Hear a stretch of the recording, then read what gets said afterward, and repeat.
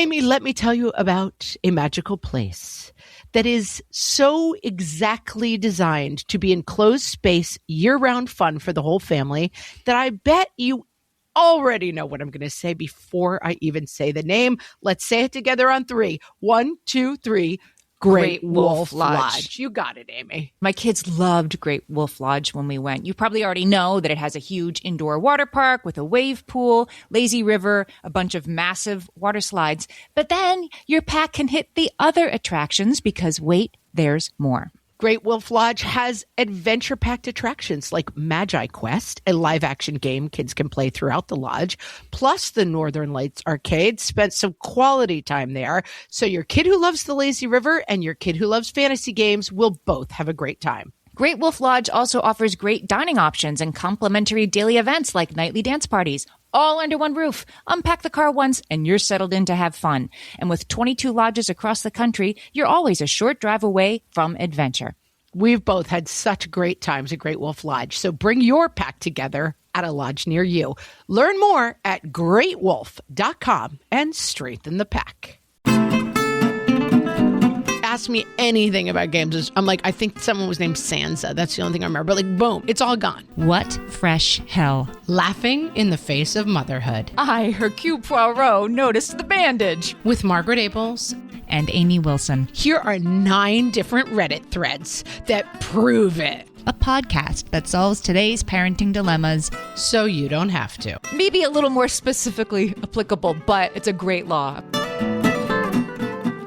Hello, everyone, and welcome to What Fresh Hell, Laughing in the Face of Motherhood. This is Margaret. And this is Amy. And today we are going to talk about rules for making better decisions. Okay. As a parent and just in life, this is one of my... I love looking up these psychology, like ways we think and why we think things. So forgive me for dorking out and preparing this episode. I love doing this. I'm just along for the ride here. I mean, generally, I do like to take tests that are like, what kind of Muppet am I? Fozzie Bear, for the record. You know, what Real Housewife am I? I mean, I like tests and quizzes. These are like rules for the way things are and why the way things are. And some of them you're going to find out are not called rules. They're called razors, like Occam's razor, and which you may have heard of, and some other ones you probably have not heard of. I'm an Occam's razor fan. I like an Occam's razor. So the reason they're called razors is simply because they pare things away. These rules philosophers came up with over, some of them are ancient and some of them are 10 years ago, somebody said this, but they're ways to make better decisions by allowing you to pare certain things away, certain categories of things. You don't have to consider this, you don't have to consider that. You don't have to consider every single possibility when the doorbell rings of who it is. You can just think of who it would probably be, and that's how you make a better decision about whether or not you want to answer the door right now. It saves us time. Famous saying in medicine, when you hear hoof beats, don't think zebras. That like horses and... think of horses, not zebras. That's right.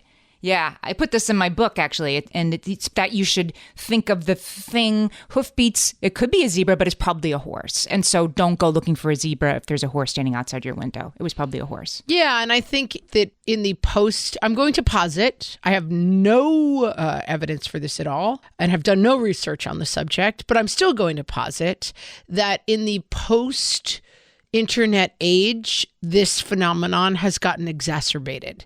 And that I think our national dialogue and our internal dialogue tends to be, this bump on my cheek is probably the flesh-eating bacteria that I read about on Reddit.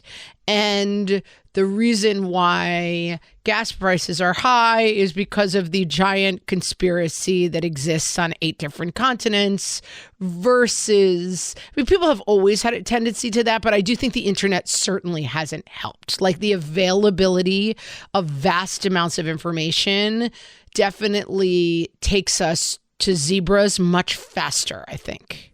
Yes, exactly. But you don't always have to consider every zebra and every hoofed animal. Sometimes you can just assume it's a horse. We're going to make this easier for you. And we're going to make it easier for you to talk to the next crazy person that you encounter who wants to tell you that zebras are coming. Yeah.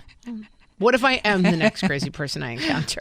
Then what, Amy? So like the one of these that almost everybody has at least heard of, even if they're not sure what it is Occam's razor. William of Occam was a medieval philosopher. He was around in 1300 and he had some crazy ideas, but this one is really I just want to take a moment, not that he cares, to say shout out to William of Occam. In the 13th century, you're basically so busy trying not to starve to death or die of a plague. And this guy's a philosopher. Like, good for him. Yeah. He's taking time out of his day to think about stuff when, like, basically everyone is dying of everything. And he's like, let me ponder some stuff. Let me ponder this. Yeah. Good job, William of Occam. So the idea that has lived through the generations, the way he put it was entities should not be multiplied beyond what is necessary. And the very simple way of putting it that we might put it is don't make things more complicated than they need to be. Would you like to give it to us in the original Latin, Amy? Entia non sunt multiplicanda praeter necessitatem. Entities should not be multiplied beyond what is necessary. Yeah. People say like keep it simple, but it's really a little bit more complicated than that. It's like don't consider more possible causes for an event than the thing that it probably is. Like if I use this example from my own life. If there were meatballs missing from the spaghetti bowl on your dining room table and your dog's paw prints are on the chair, it was probably not a burglar who broke in. It was probably your dog with tomato sauce on her fur. It was probably her. I always feel like I hear Occam's razor anecdotally. That means when you take away all of the possibilities that are, I don't know, outside the norm, it's the thing that remains, like in a mystery that you slice away. Like, okay, Amy couldn't have done it because she has an alibi, and Margaret couldn't have done it because she's way too nice to rob a bank. So it must have been this person who robbed the bank. Right. Like that's the razor part of it. You pare away the hypotheticals and you stick to what is most probable. Like, if it's raining, if you can see rain in your window and you hear thunder, it's thunder. It's not somebody making, with a speaker outside playing a thunder sound loud enough for you to hear it. So you don't have to consider that it could be that. The example, so then I was thinking, okay, how do we tell people to apply these to their lives? I think the example that you gave before about the bump on your cheek is probably a pimple and not flesh-eating bacteria. Don't assume hypotheticals beyond what is there. And does this apply to a life-changing philosophy presented to me by my husband? I don't know if this is Occam's razor, that don't assume ill intent. That like a lot of... That's coming. Oh, so don't jump ahead. Okay, because that I feel like has been very useful to me, but I'm not going to skip ahead. Well, we're there, so let's get there. I believe you're bringing to us Hanlon's razor. So, I was going to say David Abels' razor because he's the one who told me about it, but he stole it from Hanlon. This guy, Robert J. Hanlon, he literally submitted it as like a reader. Murphy's Law. You've heard of the I didn't even include Murphy's Law here. Murphy's Law is anything that can go wrong will. It seems kind of more like a joke to me than anything else. Right. And so there was a book of like, send in your other laws. And so Robert J. Hanlon, like 20 years ago, sent in like, here's my razor. And everybody said, oh, that's a good one. And it's become... And now David Abels is talking about it at home. So Hanlon's razor. And I will say, he quotes this exactly. Never attribute to bad intentions that which can be explained by other causes. He doesn't say that which can be, because I'd be like, what the heck are you doing? But he always says never attribute to bad intentions anything that could be explained by something else. Right. This is a game changer for me. This has changed mi vida loca, Amy. The original, I guess Hanlon started out saying, don't attribute to bad intentions what could be explained by stupidity, but people have sort of broadened that to make it more useful, which it's just not ill intent, it's carelessness, it's lack of information. The example I came up with is you didn't get invited to coffee after the preschool drop-off, but that's because you were out of town last week when they talked about it. It isn't because everybody hates you and doesn't want to be your friend. Oh, this is such a game changer. I mean, I always say the best advice I ever got. We did best advice episode. My ex said to me, you would be so much more relaxed if you realized how rarely anyone else ever thought about you. And it just popped up on my TikTok or Reels or something, but there's an amazing scene in Mad Men. I can't remember any of the characters' name because I do a complete brain dump after every season of every show I watch, because my husband's always like, remember this and this? I'm like, no, I flushed. Like, I don't remember. How do you do that? I would love to do that. I wish I knew, but I mean, it's like The minute it's over, like Game of Thrones, I watched every episode. Ask me anything about games. I'm like, I think someone was named Sansa. That's the only thing I remember. But like, boom, it's all gone. I can still come up with Pinky Tuscadero as Fonzie's girlfriend on Happy Days 100,000 years ago. Okay, so we have opposite skill sets, but there's someone, it just came up, and there's a kind of good looking, like smaller guy in the ad agency. And he's in the elevator with Don Draper, and he's mad at him for some reason, played by John Hamm. And he's like, I think you're this. I think you're this. I think you're this. And John Hamm just turns to him and says, I don't think about you at all. And it just is so like, boom. And he means it in a mean way, but this is my Achilles heel. It is just a thing that I get very wrapped up in. And I know a lot of people who get wrapped up in. And sometimes when I hear it from other people, I'm like, okay, crazy. Literally, no one thought of you. It's not that 19 people are involved in a conspiracy to make sure that you don't hear about the volleyball game. Like, what? Like, no. This doesn't even involve you. But I think there must be something in our biology or our mental set points that makes us feel like we are the center of the universe and the center of every story. Right. And particularly kids. I think this is really useful for kids, like your child's brother spills water on the drawing that he was working on for an hour, and he's sobbing. It's okay to be upset, but your little brother didn't do it on purpose. He didn't do it to be mean. He did it because he was careless, and he's saying he's sorry and he's upset too. And don't accuse him of doing it on purpose. Or help your kid understand that ill intent was not really part of it, and that unless you have proof that ill intent was involved, you shouldn't assume ill intent. Yeah, and I mean, I live in a small town, and we'll be driving, on the way to whatever violin lesson, and we'll see 5 kids who are friends with my kids together in town at the pizza shop, let's say. Immediately, they didn't invite me. They're hanging out without me. What's going on? Blah, blah, blah. And believe me, this goes for the moms as well. Likely, they ran into each other at the lockers at the end of the day, and someone said, I'm hungry. It's not that there's a vast conspiracy to leave you out of the pizza plan. And I think that this also in working environments, I find all the time that we have something going on, construction going on in the town, right? And people are constantly on Facebook like, what idiot is overseeing this project? That the stupid people who don't even know that construction should take a month and it should take, and now it's taking 3 months because idiotic people made this stupid plan. That's always, how people talk about it.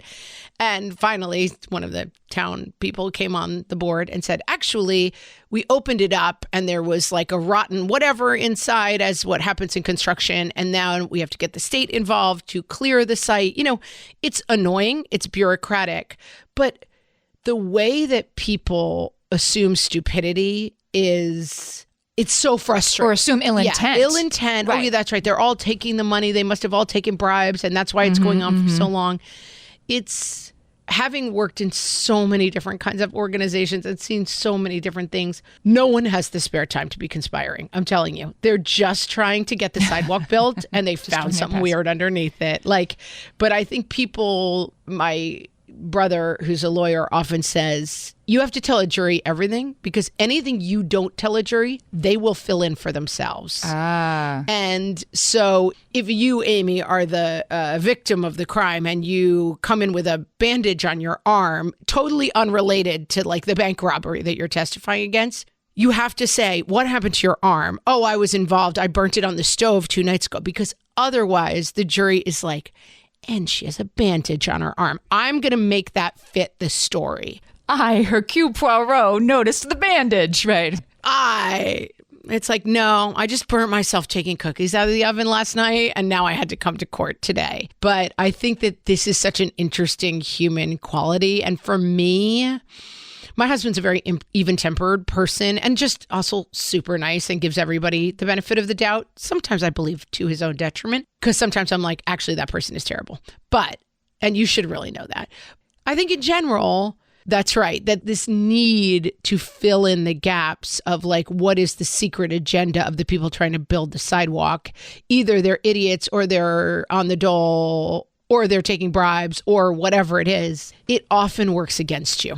occurs to me that I feel like airlines should understand Hanlon's razor, and they should, as you say, fill in the blanks. Because, when you're sitting on the airplane and you see the flight attendants sort of talking to each other, and then the pilot comes out and they're sort of murmuring to each other, it's like, you hate us. You want me not to get to Chicago today. You're plotting to keep us on this plane forever, when they could just say, we're really sorry. The person who has to sign the paperwork before we can leave is taking a phone call, and it might be a couple of minutes because nobody can find her, but we're going to be on our way as soon as possible. We're really sorry. Instead, you just sort of wonder, and I find myself deciding that American Airlines is plotting to make sure I miss my connection. And I do think that this is super important with kids.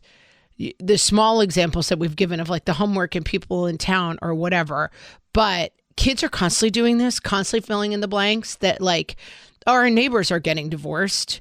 And you may think like, well, it would never occur to my kids that we're going to get divorced because everything's going fine at home. Your kids are thinking that. They are constantly assigning meaning to things. And this is why it's good to talk about stuff out loud, because you'd be surprised what your crazy old kids are thinking about because they're filling in a lot of blanks. All right, we'll be back with even more rules for making better decisions.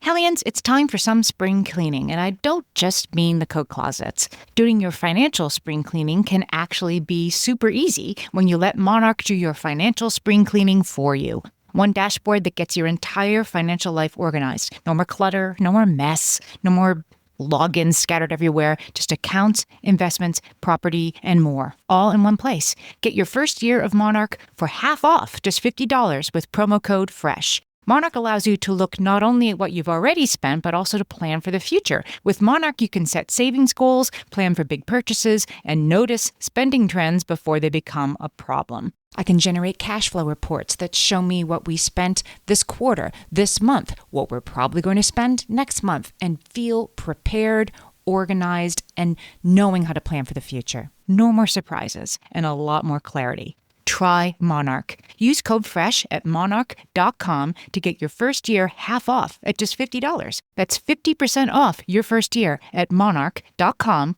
with code FRESH. At DSW, we ask the important questions, like, what shoes are you going to wear? Whether you're prepping for wedding season, festival season, or just planning the ultimate vacay, the right shoes can make or break an RSVP. So own the moment. You've got big plans, and we've got just the shoes. At the perfect price, of course. Get ready to get ready with Designer Shoe Warehouse. Head to your DSW store or DSW.com today and let us surprise you. My favorite skincare products actually feel more like self-care, like they're so nice to put on and they smell so good that I'm actually happy when I get to that part of my day. And I swear that is how I feel about Osea's anti-aging body balm. Amy, you are usually the lotions and potions queen on this podcast, but I have to say, hard agree. Osea's anti-aging body balm is a liquid silk body balm that combines the lasting hydration of a lotion with the firming power of a serum, leaving skin smoother and firmer. This body balm is clinically tested and designed to deliver visible results you can see and feel. So we've gotten to use this product for a couple of months now, and I swear I have really noticed firmer and smoother skin, like on the back of my hands. It's like getting a mini spa treatment from head to toe. Get a spring-worthy glow with clean, clinically tested skincare from Osea.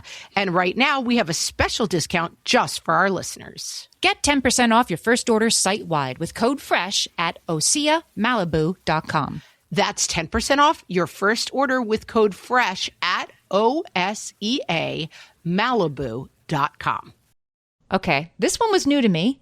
Christopher Hitchens, who was a sort of, bon vivant and thinker, he died maybe 10 years ago. Yeah, he was a very anti-God guy, as I remember correctly. That was his...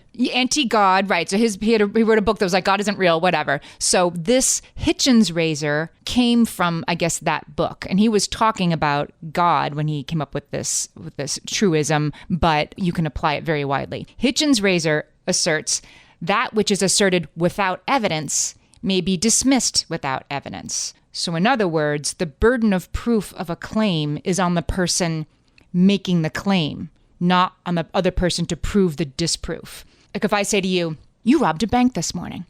And you say, no, I didn't. I was recording with you. I'm like, well, prove it. It's not on you to prove you didn't rob a bank. It's on me to come up with evidence that you did rob a bank. I can't just assert a claim and then make you disprove it. In fact, our whole jurisprudence system is based on this idea, right? That like you could accuse me of something, but then you have to prove it. One of my kids is taking a criminalistics class, which is super fun and interesting. And we're talking a lot about burden of proof versus, without a reasonable doubt versus preponderance of the evidence and like how it all works. And it is kind of fun to revisit. Like, oh, that's right. This is how it works. You have to prove beyond a reasonable doubt that I did something. You can't. And I can just say nothing at all in response. That if you don't do your job, then I go free. Because I didn't rob a bank, Amy. I was recording with you. I mean, it's true, guys. It's true.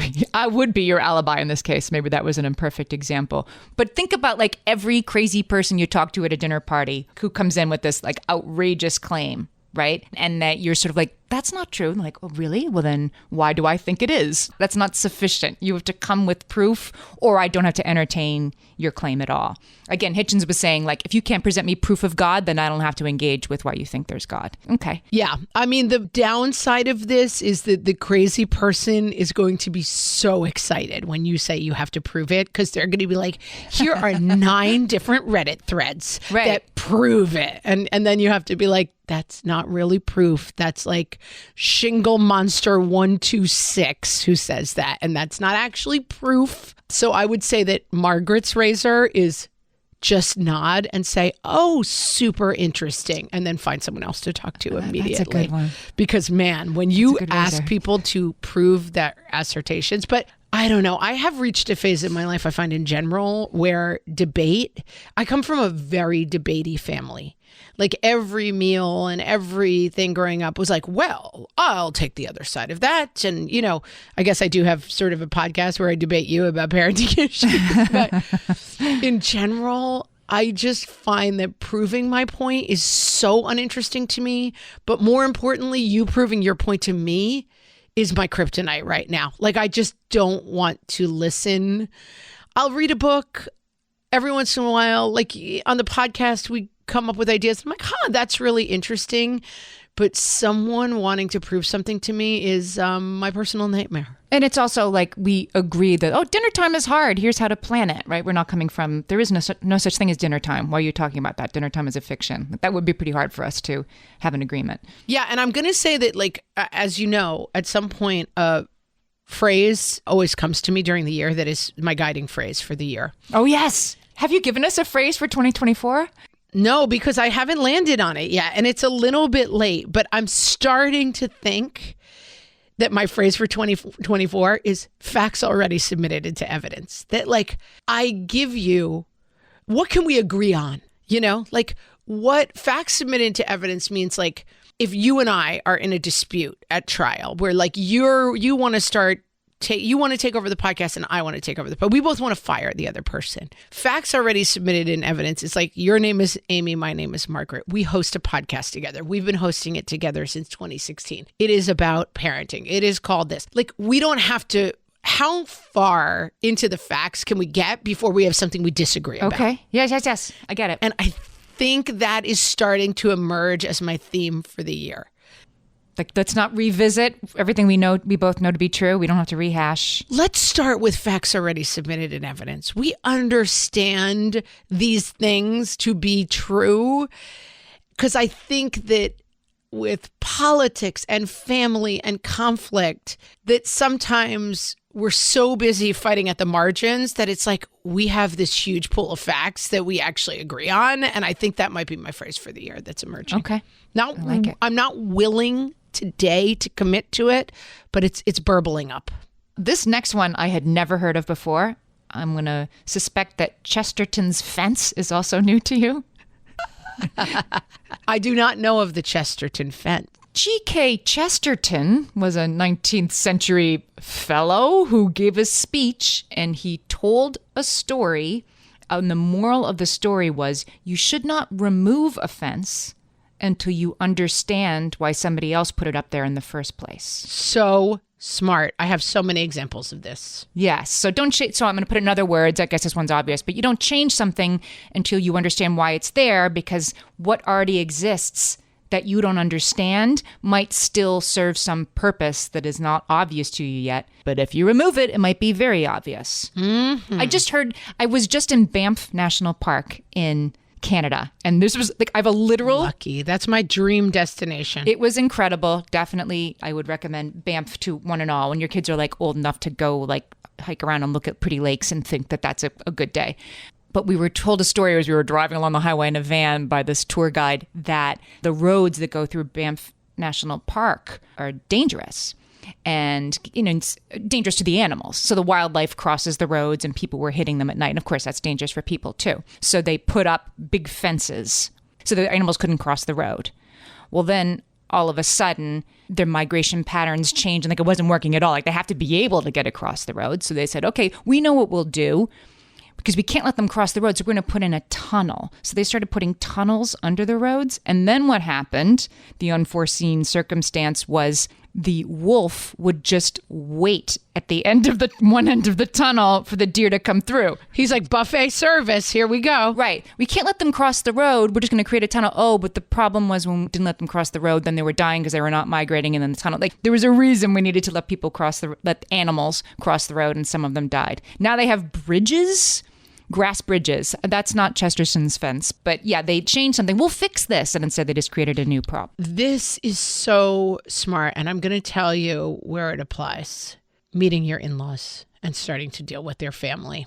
That is a Chesterton's fence. So I've told the story on the podcast before. I'm going to tell it very briefly. Glennon Doyle talks about this in one of her books, that I can't remember who the writer is, but possibly Maya Angelou talks about being somewhere and a rug gets rolled out and she notices that everybody moves to the side of the rug. And she's like, oh, these people, they rolled out this fancy rug and now everyone thinks they're, not worthy of walking on this fancy rug, but I'm going to show them that we're all worthy. And she walks all over the rug. And then people are appalled. And it turns out that's where they were going to serve the food, which is why people weren't walking on it. And she uses it as a metaphor for entering her in-laws' family. That like you walk in and you're like, look at my dumb mother-in-law who still blah, blah, blah, blah, blah, who runs things this way. And that there are, in any family system, there are a lot of fences and operating systems and ways of dealing that have been worked out over the course of 20, 30, 40, or 50 years of those people interacting with each other. And when your instinct is to go in and be like, these fences are dumb and I'm here to tear them down, it's not going to go well. And it's also kind of a rude and obnoxious assumption to make. And I think that we've all done it. And, we've all felt that way of like, well, why would you do things this stupid way? And I have a cousin he's probably in his late 60s and talks about driving by his childhood home in the winter and being like, those idiots don't know where the Christmas tree goes. Like, that's not where it goes, because it's like someone else is living there. They don't have the Christmas tree in the right window. And it's like, right, we feel that we understand why everything is there. We understand why the construction is taking longer because we've filled in this story. This is such a good one. Chesterton's fence. I'm going to put this on my list. Okay. Parkinson's law. This is one that you've probably heard of. I do want to give a shout out to the naval historian C. Northcote Parkinson, who came up with this in the 50s. He was also a mathematician. And he actually brought receipts and did math. I didn't write down the equation here because I couldn't understand what it was saying anyway. But it proves mathematically that work expands to fill the time available for its completion. This is packing. Yeah, if you have a day to pack, it'll take a day. If you have an hour to pack, it'll take an hour. Correct. I mean, this is the law of packing, we call it, which is, right, like if you oversleep and you have 5 minutes to pack, you're going to be packed. And then if you have 6 days to pack, you're also going to be packed. And I mean, one could argue that you might be more likely to forget your toothbrush if you do it in an hour. But yes, that's right. And also, I think that this falls into the category of things are never done. And I remember at some point, someone, must have been my mother-in-law, was at our house and came up and said, the laundry's done. And I said, the secret to happiness is that the laundry's never done. There's no such thing. Like feeling that the laundry's done is only setting yourself up for the vast disappointment that someone right now is sweating into a pair of socks. Like the laundry is never done. Yes. And stop me if I'm jumping ahead, but this can also be the law that I've talked about a lot from my former like writing mentor, perfect is the enemy of done. That like, oh, I didn't put that on here, but yes, it kind of falls into this same category that being done is better than being perfect. Being packed is better than being packed perfectly. Well, I've used this. Have you ever tried the Pomodoro technique, which is a way to like get things done where you like set a timer? You've talked about it. What is it, like 23 minutes or something? Yeah, it's called that. I mean, it's kind of a silly name, but the reason they call it that is I guess you can make a decent tomato sauce, a Pomodoro sauce in 25 minutes. So you set a timer for 25 minutes. I actually have two hourglasses, a big one and a little one. So the big one's 25 minutes and you turn it over like, I'm going to send those 3 emails that I've been putting off for 2 weeks, and you give yourself 25 minutes to do it. And it's remarkable what you can get done in 25 minutes when you only have 25 minutes to do it. So I don't do that every day, but when I really don't want to do something I really need to do, I gamify it. I make it like, how quickly can I do this? I only have this long to do this. And I have found it helps with kids too, to give them 5 minutes to do something. Don't say like, we're leaving in 2 hours. Did you pack yet? You need to say, we're leaving in 5 minutes, even if you're lying, and get them to do it quickly. Well, I think this is also can be very useful around homework. We have a half an hour to do your math homework. Let's go. Because otherwise it could become a lot of like, we were just doing it last night. Let me do one question and then pet the cat. And it's like, if that's the way you want to approach it, it's fine. But if I'm helping you, we have 10 minutes or we have half an hour to complete this, because I actually don't want to spend 57 minutes of my Tuesday night doing 8 geometry problems because we're petting the cat and we're getting a drink of water and wait, I have to go to the bathroom. And so I have found the technique of, what are your 3 subjects? And we have this much time to do each of them. And so go use the bathroom, get a snack, get a glass of whatever you do. When we sit down, we're doing this in half an hour. Yeah. Because the homework creep. I mean, there's too much homework. We've talked about it. Homework is a nightmare. But there's also the problem of homework will expand to fill the entire evening if you don't check it. That's right. I agree. All right, let's take a break. We'll be back with even more ways to make better decisions. All my kids learned to swim when they were little. It was super important to me that they be confident and safe in the water. There was only one problem with that: taking them to swim lessons. I mean, the pools were freezing. There were always cranky adults doing laps right there. And it was definitely not, for any of us, what you would call fun. Amy, heard. But now there's Goldfish Swim School. Goldfish takes a really thoughtful approach to swim lessons, combining research-based teaching with a warm, kid-friendly environment that actually helps kids thrive in the water. Every detail at Goldfish is thoughtfully designed to create a golden experience, from shiver-free, warm indoor pools to comfy waiting areas for parents to professionally trained lifeguards on deck. Goldfish uses an approach called the science of swim play, which combines guided play with proven teaching techniques to help kids learn to swim, build water safety skills, and gain confidence, all at their own pace. Lessons are designed to meet kids exactly where they're at. If you've been thinking about swim lessons or just wondering where to start, this is a great opportunity. Right now, Goldfish Swim School is offering a waived membership plus your child's first lesson free at participating locations. Just visit goldfishswimschool.com/free to find a location near you and enroll using promo code FREE. That's goldfishswimschool.com/free, promo code FREE. Amy, when I'm having a good hair day, it usually makes my whole day better.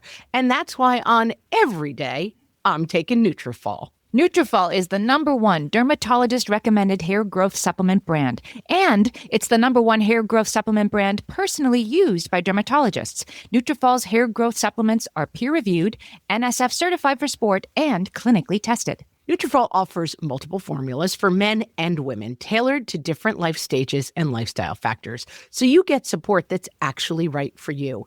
Adding Nutrafol to your daily routine is easy. Order online, no prescription needed, with automated deliveries and free shipping to keep you on track. Let your hair be one less thing to worry about. See visibly thicker, stronger, faster-growing hair in 3 to 6 months with Nutrafol. For a limited time, Nutrafol is offering our listeners $10 off your first month subscription and free shipping when you visit Nutrafol.com and enter promo code LAUGHING.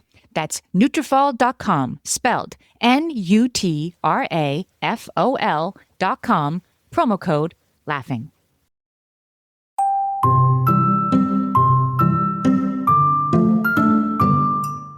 And now, the laws of parenthood. From the What Fresh Hell podcast. The law of change. The likelihood of your child having a diaper blowout is inversely related to the number of diapers you have in your diaper bag. If you have forgotten diapers entirely, the likelihood of said blowout is 100%. Playroom's law. A toy that has not been played with in 3 years will increase in value exponentially the day you announce your plan to place that toy in the giveaway pile. The Playdate Theorem. Anything that can go wrong on a playdate will. Yes, you did just hear the beloved tea set your grandmother gave you crashing to the ground. You better get in there. Dinner Time's Razor. If you take away all the food your child hates and serve them only the foods they said they loved yesterday, they will claim instead to want a food you thought they said they hated 2 days ago. Newton's law of toddler motion. A toddler at rest will not stay at rest. Seriously, stop relaxing at the birthday party. That kid is about to make a break for it, and you need to move now. Chesterton's Stuffy. Never remove a stuffed animal from your child's room, no matter how matted or disgusting, until you understand its role in the stuffy hierarchy. The road trip hypothesis. Your child's likelihood to fall asleep in the car is reversely correlated to how much you want them to fall asleep. If you were hoping they would take a long nap when they get home, you are out of luck. They will fall asleep for the 6-minute trip home from the store and be cranky all afternoon. The law of teenagers. All human beings possess inherent values that govern their reasoning and behavior, except teenagers, who are just feral morons. You've been warned. This has been The Laws of Parenthood. From the What Fresh Hell podcast.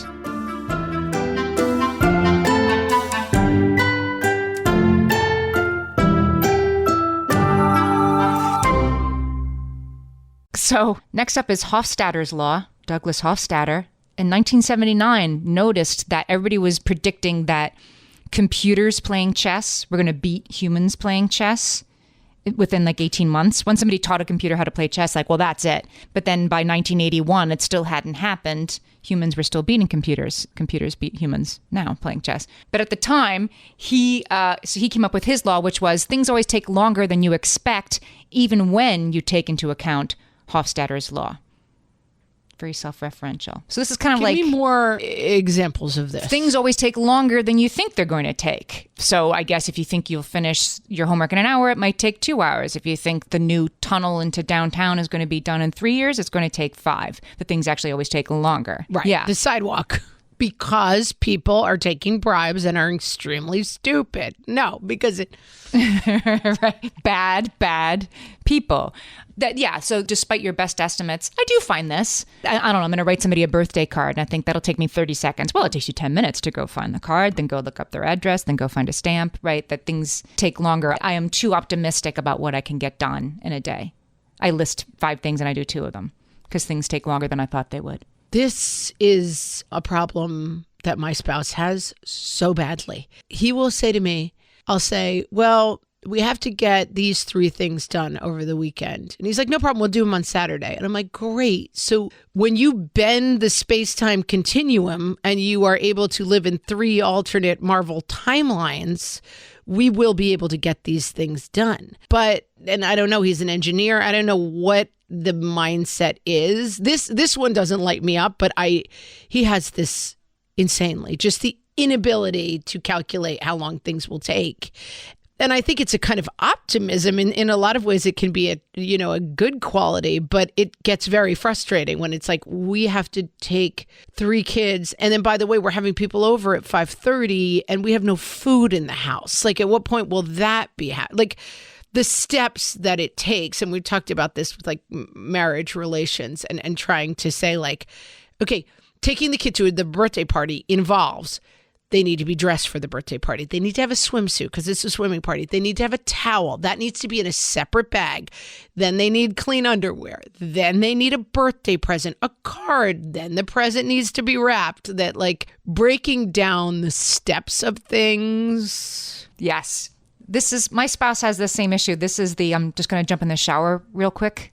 Yes. Yes. That if you're leaving at 2, you can start to get ready at 1:57 by just jumping in the shower real quick. That's Hofstadter's law, not being obeyed. I finally had to, this may or may not be related, but I finally had to say to my husband when we're busy, like, you know, we had people over this weekend. It's like, we got to clean the whole house. We got to get, it was outside. You know, we haven't been outside in a while. We got to clean off all the chairs and furniture. There's so much to do. And then he like goes missing. And I'm like, where? I finally said, you have to text me. I'm sorry. You have to text me and say, I'm going to the bathroom. Or like, I'm going. That's like, a good one. You must just text me. disappear. Like, where are you? This is, again, Margaret's Law. You have to text me before you go to the bathroom. I'm sorry our marriage has come down to this, but like, where have you disappeared to for 25 minutes while I'm literally like holding a piece of furniture in the back waiting for you to take the other side? And it's like, oh, I'm just going to do this thing real quick. Been there. Nope. Been there. Nope. This one is this is useful for parents, I think. Hawthorne effect, the Hawthorne effect. So it's named after Hawthorne Works Electric Company in Hawthorne, Illinois. They were trying to run some productivity tests. What would make workers more productive? They were kind of dorking out, like, do we give them breaks every 60 minutes or every 90 minutes? Do we have it brightly lit or maybe a little more dimly lit? Do we, have things come from the left or the right? There were A/B testing, all kinds of things to see which one was better. And they couldn't get good data because everything was better. If they had breaks every 60 minutes or every 90 minutes, they were both the same better. And like the light and the dark was both the same better. They were totally confused until they realized that the variable was somebody standing there with a clipboard watching. Yes, this is Heisenberg's uncertainty principle, which is, I talk about this all the time because I think it's so true. Heisenberg's uncertainty principle is you cannot study something without changing it. That like the study of it, and I was recently involved in a project and people were making a documentary about the project that I was involved in. You're doing the project and then they're making a documentary about the project while you're doing the project. Right. I was doing the project and people were making a documentary about the project. And I was like, guys, it's Heisenberg all along. Like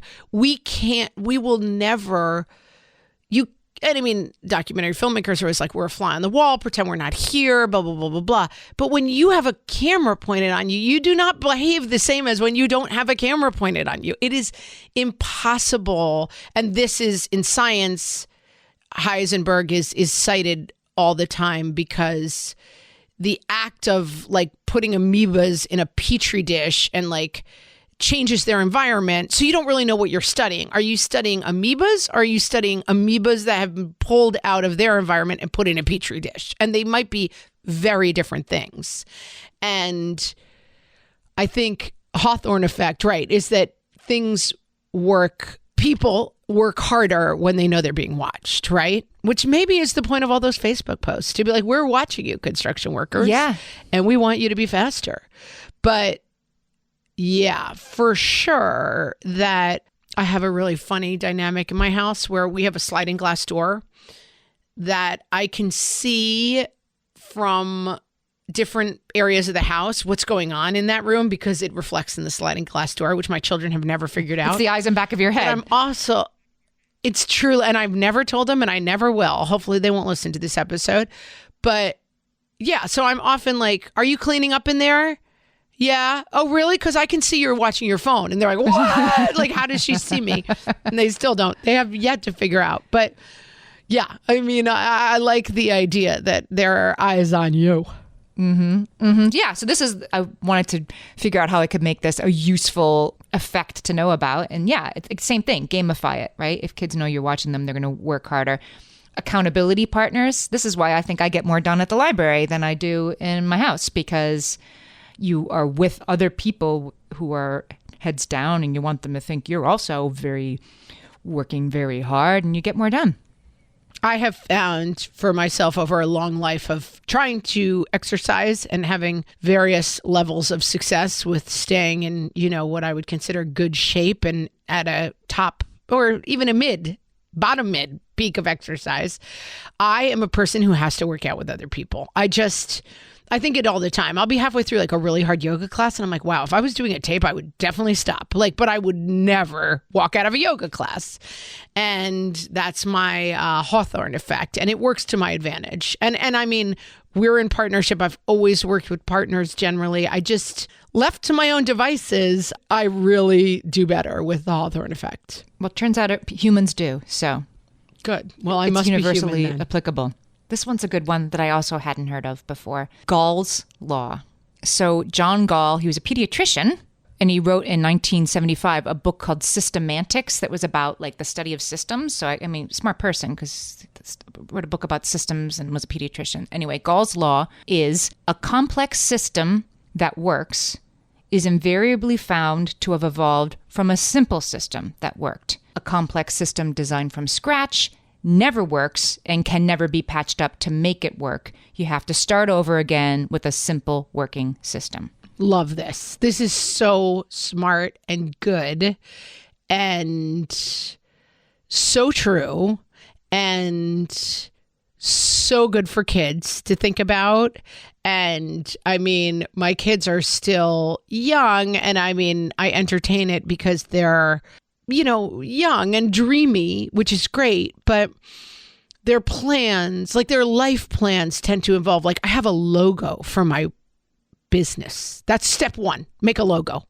It's like, wow, that's step 9 million. Right. Like step one, what is your business? What are you making? Right. What is the line of profitability? Where are you manufacturing your stuff? But they're just like, my logo slaps. And I'm like, okay, I'm glad your logo slaps, but you have to build such a solid foundation. And this is right. The house building is a good metaphor for this, right? Like you build a giant mansion with a bad foundation, it's going to fall down. Like it doesn't matter how elaborate it is, and fixing it, living in a house that was built poorly, fixing it is basically impossible. Like I always tell people who come to our house to work on it, you can skip the whole monologue, please, about how badly this was done, how it can never be. Like, I get it. It's a nightmare in here. But I don't need to hear the monologue for the 900th time of why would anyone do it this way? Because the person who built my house didn't do a great job. Yeah. And so we're constantly patching it, but it's never going to be good. This is, I think, why so many times systems that we set out to create for ourselves and our kids can fall by the wayside almost immediately. Like I'm thinking of like I have a kid with ADHD and when that child was younger, I would approach with systems that were, color coded and large and exciting to me and completely overwhelming and didn't work for the first 10 minutes. And so you drop them when really what would have worked is a simpler system, like whiteboard. Like I thought about your example of writing, just scrolling on a whiteboard, what's for dinner. You didn't spend $200 on meal planner cards and things. And if you did, they'd be, in a decorative basket, right? But the whiteboard where you just scribble Monday lasagna, Tuesday pizza is maybe a good place to start. It's a good, simple plan.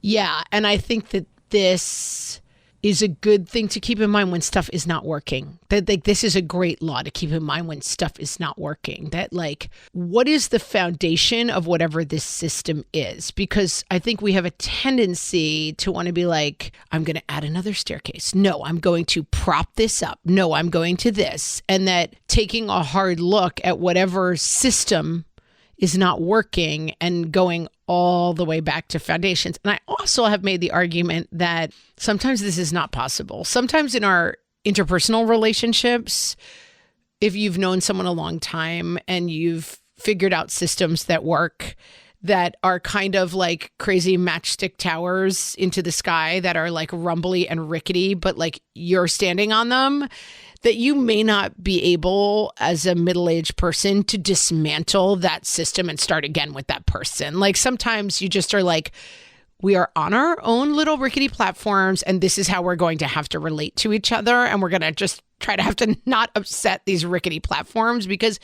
you can't tear down every system and be like, it didn't start from a good place, because I believe you're back at Chesterton's fence here. This house is way too complicated, right? And we got to but it's there for a reason. That's right. And if you come into my house, it started with a reason. And you're like, look at this dumb pole. Let me pull it down. Guess what? You're going to be killed in the avalanche of stuff falling on you. Right. But when it's like not a house you're living in, but I don't know, it's a spreadsheet. We run our business, you and I, on spreadsheets, and we tend to add more columns, with sub-spreadsheet. Maybe at some point it's like, what was this really tracking in the first place? And you can kind of start over with a simpler system. Well, and we've had that I can't think of how many times we've had that conversation where we say we're tracking this in 6 places, or these are redundant spreadsheets, and okay, like let's go back and simplify. Amy, I don't ask for, I demand a part 2 of this, because this was so exciting. We have bunches that we didn't get to, including lots of biases that are fantastic, that like making a decision based on a bias that you may not realize is there. And so I'm going to invite our audience to come to our What Fresh Hell Facebook page, which is at facebook.com/groups/WhatFreshHellcast, and tell us if they know of any good rules, laws, razors, or biases.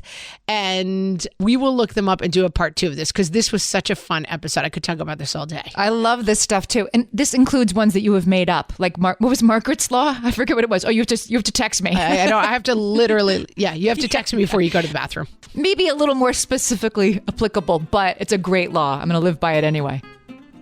Live by it. And with that, friends, we will talk to you next time. Thanks so much for listening. So long.